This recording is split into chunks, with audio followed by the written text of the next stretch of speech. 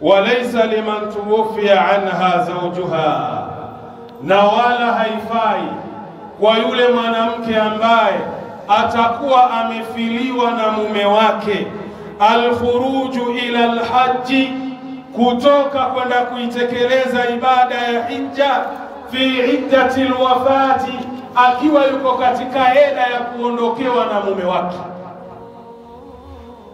Mwanamke yoyote ambaye atafiliwa na mume wake na yuko ndani ya kipindi cha hija na ana uwezo wa kwenda kuhiji wa kifedha, hafai mwanamke yule kutoka kwenda kuitekeleza ibada ya hija. Limadha? Ni kwa nini? Lianna al-iddata tafutu, kwa sababu ile eda si huwa inamalizika. Anakaa miezi 4 na siku 10. Imeshindikana mwaka huu, atakwenda kuhiji mwaka ujao. Walhajju la yafutu, lakini ile haji haiondoki. Kila mwaka haji ipo, kila mwaka haji ipo. Kwa hiyo mwanamke yule anatakiwa akae eda mpaka eda yake iweze kumalizika.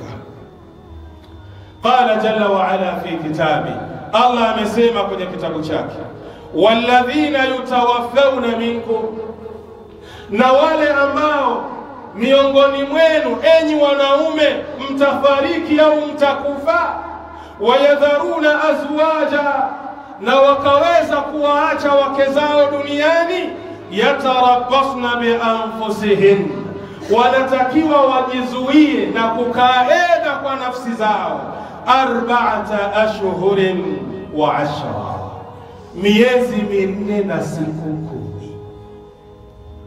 Kwa hiyo mwanamke ikiwa amefiliwa na mume wake, yuko ndani ya idda, na umekuja wakati wa kwenda kuhiji, ana uwezo wa kifedha kwenda kuhiji, anatakiwa akae eda, amalizane na eda yake. Hiyo ni suratul Baqara aya nambari 234. Wajhu dalala, tuangalie muongozo wa dalili kwenye aya hii. Anna almutawaffa anha zawjuha, kwamba yule aliyefiliwa na mume wake, la yajuzu laha, haifai kwake yeye, an takhruja min baitiha, kutoka kwenye nyumba yake, watusafira lilhaji, na kusafiri kwenda kuitekeleza ibada ya hija, hatta taqdiya li'iddata, mpaka eda yake imalizike.